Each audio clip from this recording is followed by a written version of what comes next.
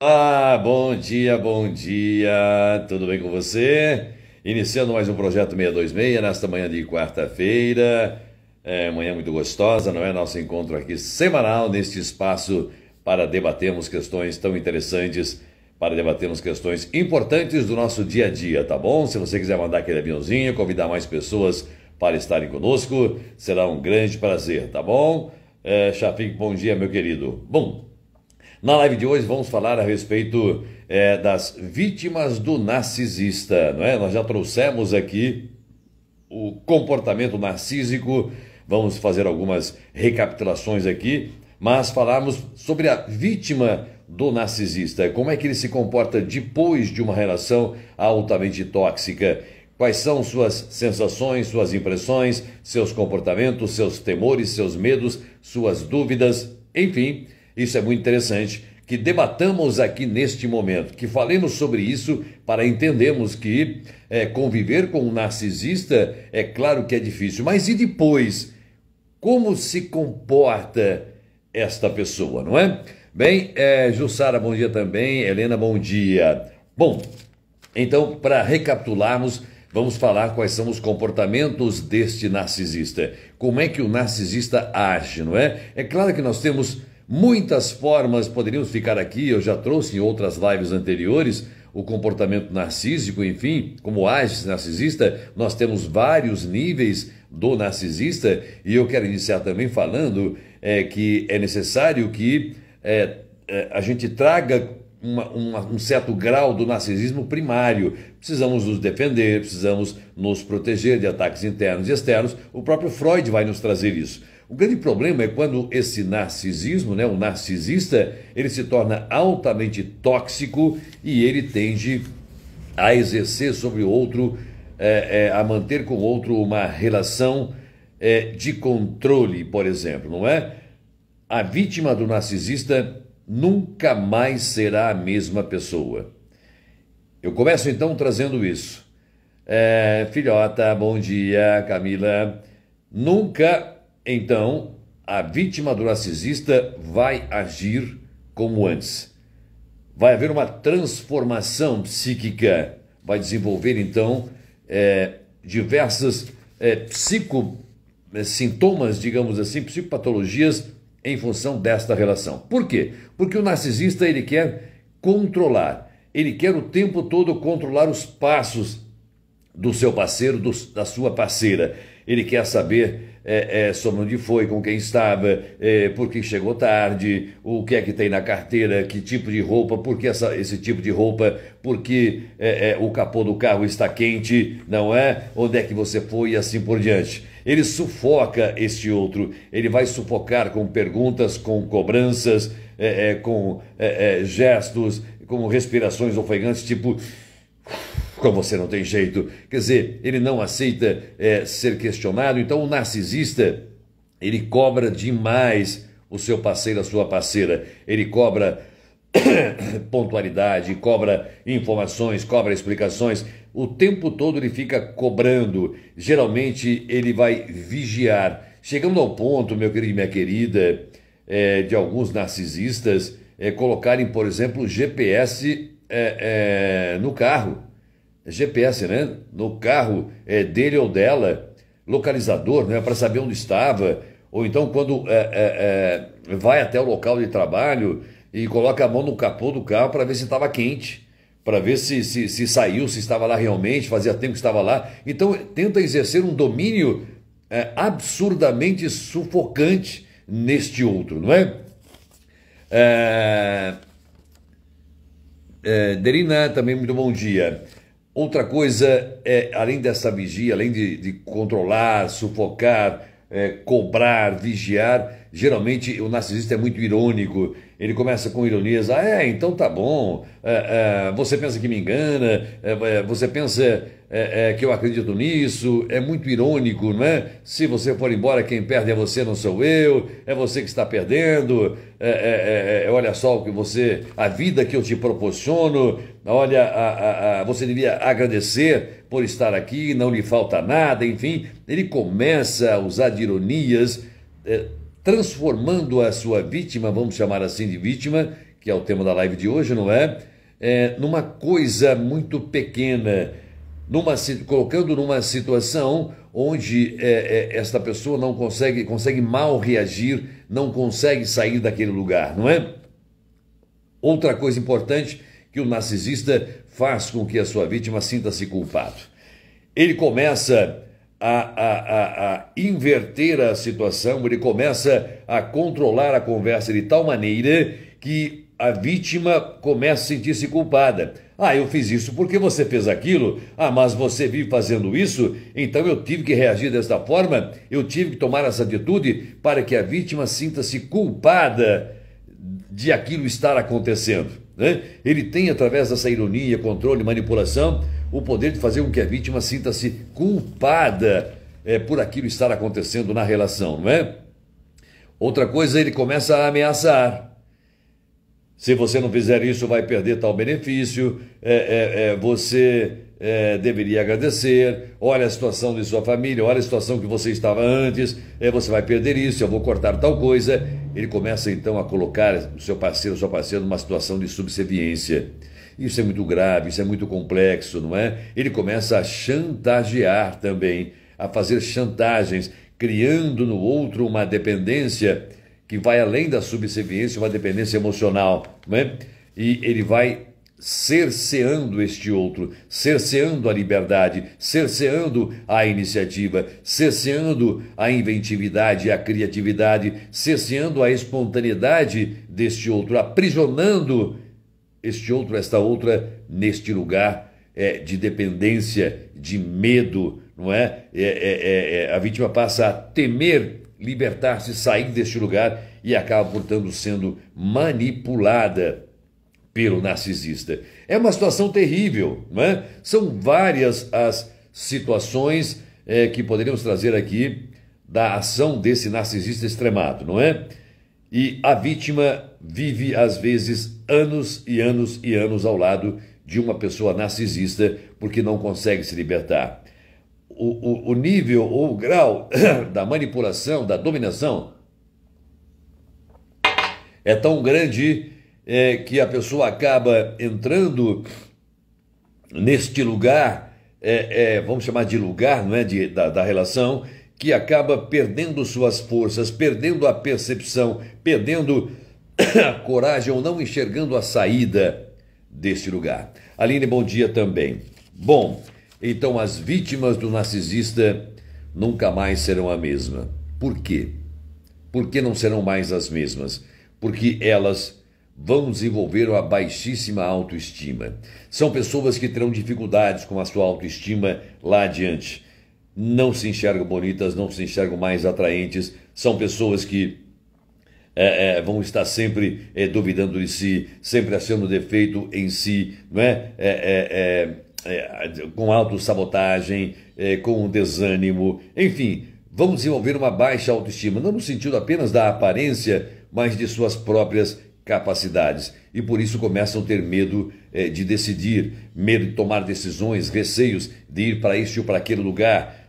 Vão se tornar depois, embora aqueles que conseguem se libertar dessa relação com o narcisista têm dificuldade para tomar decisões. E por isso, quando uma coisa boa está na iminência de acontecer, ele começa a se auto-sabotar, porque ele vai estabelecer uma relação, digamos assim, de desconfiança. Tornar-se-á uma pessoa desconfiada. Portanto, ela com baixa autoestima, ela tem medo de decidir, ela vai ficar desconfiada de um outro, de uma outra parceira, de uma possível relação, e por isso começa a se auto-sabotar, achando que não tem mais direito à felicidade, que não nasceu para ser feliz, que não nasceu para prosperar, que não nasceu para dar certo, porque na relação anterior com o narcisista, essa pessoa aprendeu, ela foi doutrinada, ela foi digamos, condicionada a viver, a estar submetida a esta outra pessoa narcisista, não é? A massoterapeuta Vera, bom dia. Anne Caroline, bom dia também. A rainha das pipocas lá em Cuiabá, não é? Pipocas gourmet. Bom, outra coisa que esta pessoa pode desenvolver é o que chamamos no popular, de coração peludo, não é? Ela vai tornar-se uma pessoa trancada dentro de si, ela vai ser mais fria, ser mais insensível, vai agir com mais racionalidade, com menos emoção, com menos impulsividade, ao entregar-se nas relações, ao entregar-se a esse outro ou a esta outra, vai desenvolver então, trancar-se um pouco mais ou muito mais dentro de si. Porque sai de uma relação tóxica, sai de uma relação difícil, sai de uma relação extremamente complicada, onde o outro ou a outra o dominava, a dominava, a aprisionava naquela relação, sem liberdade, sem iniciativa, sem a permissão para viver a sua própria liberdade. E por isso esta pessoa ela vai desenvolver o que chamamos de coração peludo. Eu fiz uma live aqui já falando sobre coração peludo, não é? Essas pessoas que parecem que depois são agressivas, são violentas, que se fecham, que são donos da verdade. E não é. É apenas uma consequência. Ou pessoas que se fecham, que se trancam, que se tornam insensíveis, porque são vítimas de narcisista. Não é apenas, então se perceba, meu querido e minha querida, que a relação com um narcisista ou com uma narcisista, ela é altamente tóxica. Mas quando rompe-se esta relação, quando há um rompimento, quando cada um vai para o seu lado, o narcisista continua sendo narcisista e sofre também, não é? Porque ele quer e precisa do domínio da plateia o tempo todo, né? Mas a vítima do narcisista, ela acaba mudando para o resto da vida. Nunca mais será a mesma, não é? Ela vai desconfiar demais das pessoas. Surge um paquera aqui, uma paquera ali. Estou falando de uma relação amorosa, né? Pode ser uma relação narcisista na amizade, laboral, familiar e assim por diante. Mas vamos pegar as relações amorosas, não é? Por mais que apareça uma outra pessoa e comece a flertar ou a paquerar, enfim, esta pessoa vai estar sempre com o pé atrás, sempre vai achar um defeito, porque vai procurar inconscientemente alguma coisa que lembre a relação anterior, o parceiro ou a parceira anterior, e por isso coloca um óbice de autossabotagem. Ela vai desconfiar, sem que nada de fato tenha acontecido, porque o gatilho está plantado, o gatilho está implantado, aquele temor, aquele medo de que tudo se repita, de que venha a sofrer novamente. Então a vítima do narcisista, ela se transforma profundamente. Gatilhos são implantados, não é? Nesta pessoa, e ela fica realmente muito abalada emocionalmente, perde o seu interesse, digamos assim, uma libido diminui sensivelmente, e esta pessoa passa a viver meio que, se antes era enclausurada nesta relação, e depois que se rompe, se cessa essa relação, ela se enclausura dentro de si, numa espécie de auto-isolamento. Ela começa, portanto, a projetar suas dores, suas angústias, os seus sentimentos de incompletude, de humilhação, de sofrimento intenso naquela relação anterior. Ele começa a projetar neste outro, nesta outra. Ele começa a achar, não é? É um fenômeno de introjetou tudo aquilo da relação anterior, ele projeta, ele desloca isso para futuras relações.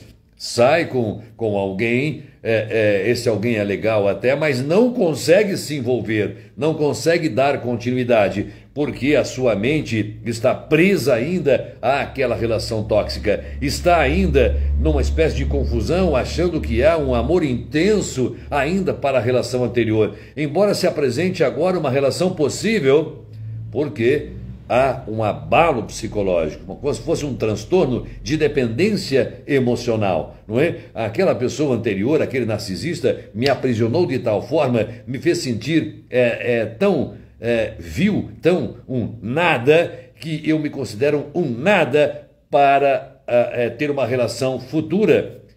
E sempre eu projeto, eu introjetei tudo aquilo da relação anterior, desloco, eu projeto isso, acabo deslocando para possíveis relações futuras. Isso pode parecer pequeno, mas é grande demais. Tem uma significação grande na vida da vítima de um narcisista, porque ele passa a achar, passa a imaginar, ele desloca isso para futuras relações, achando, aí vem as famosas frases, não é? A mulher é tudo igual, homem é tudo igual. Perceba que não é. A mulher não é tudo igual, homem não é tudo igual. Então, quando isso chega no setting, mulheres são todas iguais, homens são todos iguais, e a gente pergunta de qual homem você está falando, de qual mulher você está falando, né? Temos que ser um pouco mais incisivos, um pouco mais objetivos, para entender que não são todos os homens iguais, não são todas as mulheres iguais. Há muitos caminhos que podemos seguir, há muitas escolhas que podemos fazer, não é? E a pessoa acaba se aprisionando nesta relação altamente tóxica com o narcisista e que ela se prende como se fosse, gruda como se fosse um chiclete e nas futuras relações parece que há uma espécie de imã. O Freud vai chamar de determinismo psíquico, não é? Que você se fecha para relações possíveis, relações saudáveis, porque desconfia que aquele parceiro, aquela parceira futura também vai ser narcisista, também vai fazer você sofrer. E por isso você sabota. A mente fica com essa perturbação, fica com essa cicatriz, não é? Desenvolvendo também uma certa ansiedade. Uma grande ansiedade. A pessoa fica a todo momento desconfiada, ela fica tensa, fica preocupada de que algo vai acontecer, parece que fica meio que com barata tonta, sem tomar decisão, porque antes não podia. Antes era o outro que decidia, era o outro que queria, o outro que exigia, era o outro que controlava, que manipulava, que conduzia aquela relação. Então, fora dela, a pessoa fica meio desnorteada, digamos assim, no popular, como se fosse uma barata tonta. Então você perceba a lesão, o quão prejudicial é esta relação, porque mesmo depois que essa relação chega ao fim, esta vítima vai continuar tendo estes sintomas, vai continuar apresentando estes problemas, estas dificuldades que impedem de iniciar uma nova relação, porque vai ter medo deste outro, desta outra, vai ter medo de iniciar um compromisso, vai ter medo de iniciar um namoro, enfim, uma relação mais profunda, um casamento, porque os gatilhos estão plantados. Essa imagem do sexo oposto, essa imagem deste outro, desta outra, fica gravado e que há então esse deslocamento. Todos os homens são iguais, ou todas as mulheres são iguais. Perceba, meu querido, minha querida, o tamanho desta lesão, da sequela que fica na cabeça das vítimas da relação com o narcisista. É terrível demais, é cruel demais, e é por isso que nós, enquanto profissionais de saúde mental, temos que entender o nosso paciente, a prestar atenção no seu discurso, para que possamos conduzi-lo da forma mais saudável possível nesta relação, para que consiga mudar a relação, para que consiga impor-se mais ou, em alguns casos, romper, cessar esta relação o quanto antes, porque estas lesões, este estrago na mente é muito profundo, não é? Outra coisa interessante, a pessoa vai sentir-se incapaz de reagir, mesmo em situações cotidianas. Por quê? Daio Gueto também, bom dia. Antes, esta pessoa, ela não conseguia reagir diante de um narcisista. Porque ele que sabe, ele controla, ele que manipula, ele que conduz, e a pessoa então fica presa. Por medo de reagir, acaba aceitando as decisões desse narcisista, desse parceiro, dessa parceira narcisista, e acaba então submetendo-se, quase que numa relação de subserviência, não é? Numa relação de escravidão desse narcisista em grau elevado. Então a pessoa passa a ter medo, a ser incapaz de reagir diante de uma provocação. Imagina no dia a dia, na roda de amigos, ou nas relações laborais, familiares, esta pessoa que conviveu numa relação narcisista com um narcisista, depois não consegue reagir diante de uma provocação, diante de um xingamento, diante de uma ironia do outro, diante de uma provocação mais séria, mais profunda, diante de uma indagação, essa pessoa passa a ficar mais introvertida, passa a ficar mais retraída, ela tem medo de reagir, porque na cabeça dela criou-se uma barreira gigantesca que eu não posso reagir, senão vai acontecer isso. Tudo aquilo que o parceiro, a parceira provocava nele, porque eram narcisistas. Então, mesmo nas questões mais cotidianas, vai delegando a decisão ao outro, vai delegando a escolha ao outro, é o outro que escolhe, é o outro que faz, é o outro que decide, porque eu tenho medo de reagir. Percebe o tamanho do estrago que provoca na mente da vítima de um narcisista? São cicatrizes profundas e, na maioria dos casos, são irreversíveis. Claro que conseguimos amenizar, mas são irreversíveis, porque aquilo fica criado, fica impresso na mente da vítima de um narcisista, não é? Dificuldade com a liberdade. Bem, aqui é interessante falar mais detalhadamente para você entender, meu querido e minha querida. A vítima de um narcisista, ele fica aprisionado naquela relação. É ele ou ela, não é? O narcisista, que decide onde vai, que horas vai, com quem vai sair. É ele, o narcisista, ou ela, a narcisista, que escolhe até a roupa, que escolhe a comida, que escolhe, enfim, que toma todas as decisões. A pessoa, portanto, a vítima, fica presa a esta pessoa, para não brigar, para não sofrer, para não apanhar, para não chorar, enfim, acaba aceitando esta relação. Ao longo de meses, de anos. Quando esta relação termina, não é?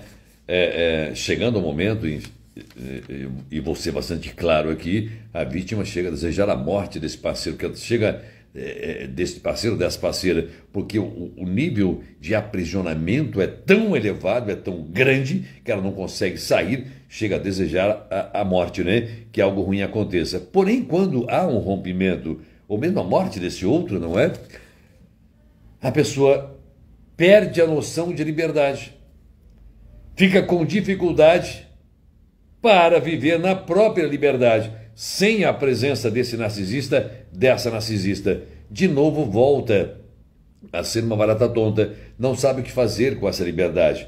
Por quê? Porque todos estes sentimentos de baixa autoestima, de medo de decidir, autossabotagem, desenvolver o coração peludo, desconfiança, fenômenos de projeção, ansiedade, deslocamento, tudo isso já faz parte de si. Então a pessoa não sabe muito bem como agir com essa sua liberdade, não sabe o que fazer com essa sua liberdade, não sabe que caminho tomar, não sabe qual rumo, enfim, tomar na sua vida. Por quê? Porque tudo lhe remete àquele lugar de aprisionamento, àquele lugar de sofrimento, como que eu nasci para sofrer, não nasci para ter liberdade, não nasci para viver intensamente a minha própria vida, mas o desejo do outro, a prisão a este outro, o aprisionamento a este outro controlador, manipulador. Percebe que o nível desse aprisionamento psíquico, não é? Faz com que a pessoa perca a noção da própria liberdade. Carlinho, bom dia. Ateliê Infinita Luz, bom dia, bom dia. A pessoa, então, ela sente-se assim, meio que inerte, meio com camisa de força. Meu querido, minha querida, você está compreendendo que a vítima do narcisista nunca mais será a mesma pessoa, nunca mais terá os mesmos comportamentos, ou nunca mais conseguirá sentir-se verdadeiramente livre para ter uma vida liberta, com a sua própria iniciativa, suas escolhas, suas decisões, para ser criativa, inventiva, enfim, e escolher o próprio caminho, porque as sequelas são gigantes na cabeça daquela que foi vítima de um narcisista. Então tende a ficar só. Essa pessoa começa a tender a ficar sozinha.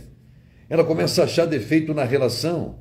Defeito, acha um paquerinha aqui, um paquerinha ali, tal. Eu começo a colocar defeito, porque a introjeção da relação anterior, a projeção numa relação futura, estou deslocando, faz com que a pessoa tenda a ficar sozinha, com pequenas aventuras, por medo de estabelecer uma nova relação?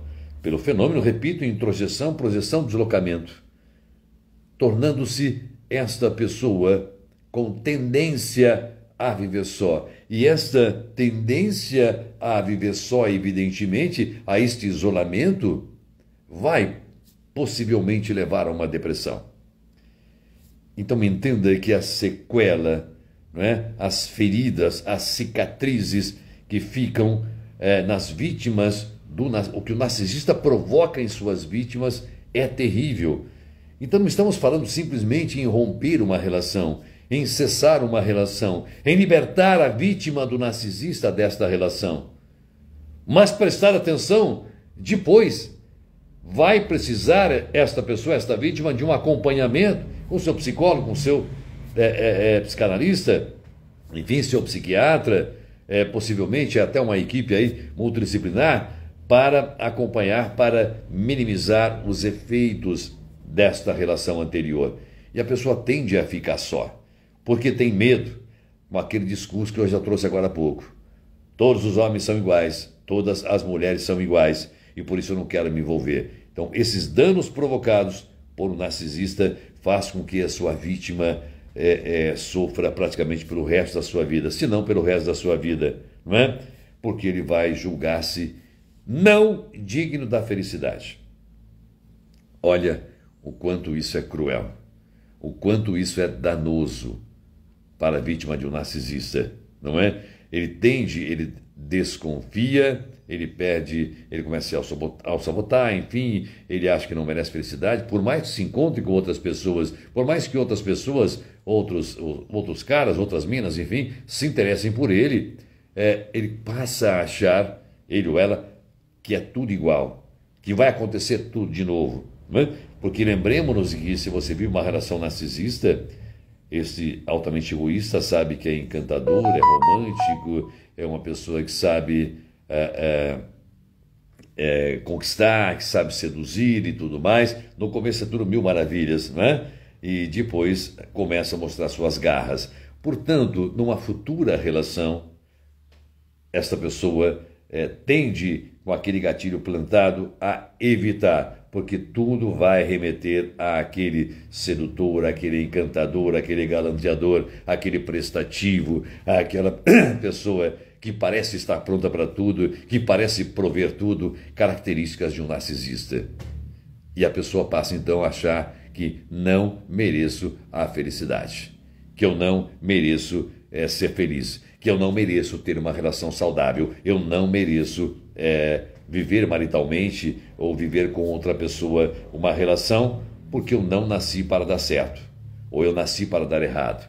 Desenvolvendo, portanto, o que chamamos de várias neuroses na vítima do narcisista: neurose do fracasso, neurose do destino, síndrome de Gabriela, neurose da incapacidade, não é? A pessoa passa, então, a considerar-se praticamente um nada, algo apenas na face da terra, sem a capacidade de viver por si, sem a capacidade de abrir as asas e voar, embora as asas estejam ali lindas e frondosas, porque o outro sempre podou, sempre cortou esta asa. Mais ou menos assim, você pega um passarinho, não que eu concorde com isso, tá bom? Mas vamos pegar um passarinho doméstico aí, uma calopsita, por exemplo, que são animais de cativeiro, você pode ter em casa, não é? Então você corta a asa dessa calopsita. Aí vai cortando a asa, começou a crescer, corta a asa, 1 mês, 2 meses, 3 anos, 4 anos, 5 anos, 10 anos. Chega um momento em que você não precisa mais cortar a asa, porque já condicionou aquele pássaro a ficar ali. Ele não vai tentar voar mais, porque ele sabe que não consegue. Embora consiga, se ele tentar, ele vai alçar voo, mas ele foi condicionado a não bater as asas, porque sempre que ele tentou, a asa estava cortada, ele não consegue voar. Esse é o dano que provoca na vítima de um narcisista, que sempre foi podado, perseguido, vigiado, manipulado, controlado, sempre foi cobrado, enfim, sempre o outro fez com que ele se sinta culpado. Essa é a arma mais terrível do narcisista, uma das mais terríveis, é a capacidade que tem de fazer o outro sentir-se culpado. Ele mostra suas garras mas o seu poder de manipulação faz com que o outro, seu parceiro, sua parceira, sinta-se culpado. Uma habilidade de mostrar que a culpa é da vítima. Portanto, anos e anos e anos desta relação, a pessoa depois não consegue mais alçar voo, porque ela fica presa naquele lugar onde sofreu por anos e anos. Portanto, a dificuldade de libertar-se, a dificuldade de alçar voo, mesmo com asas frondosas, lindas e poderosas, a pessoa sente-se com a asa cortada. Ou seja, perdeu a autoestima, perdeu a capacidade de compreender que pode ser feliz, que pode estabelecer novas relações. Tá bom, meu querido e minha querida? Portanto, eu senti a necessidade de fazer essa live para falar também, muito se fala do narcisista, as suas características, o que ele faz, o que ele provoca, mas eu achei importante trazer também como fica depois a vítima desse narcisista. Quais são os comportamentos, não é? Com aquela dificuldade de estabelecer novos vínculos, novas relações, fica patinando ali na maionese e não sai do lugar. Portanto, é preciso devolver às pessoas a sua autoestima, a sua autoconfiança, enfim, para que possam alçar novos voos e mostrar, finalmente, que não são todos os homens iguais, que não são todas as mulheres iguais, não é? Que nós temos realmente que procurar, que compreender que aquela relação não deu certo. Não que todas as relações não deram certo. Tá bom? Grande beijo para você e ótimo dia. Tchau, tchau.